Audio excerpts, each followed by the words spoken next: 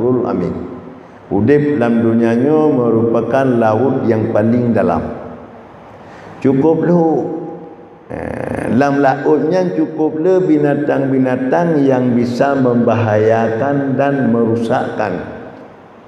Menyo salah-salah pada harunginya hinan tenggelam habis itu.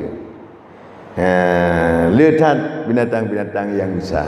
Boleh fajalil jannata safinatakum. Fajalit taqwa safinatakum. Maka lautnya dunianya adalah merupakan laut yang dalam. Jadikan olehmu takwa itu sebagai safinah ataupun kapal ataupun jalur untuk mengharungi lautan itu, untuk selamat kitanya di dalam mengharungi menuju kepada Allah Subhanahu wa taala.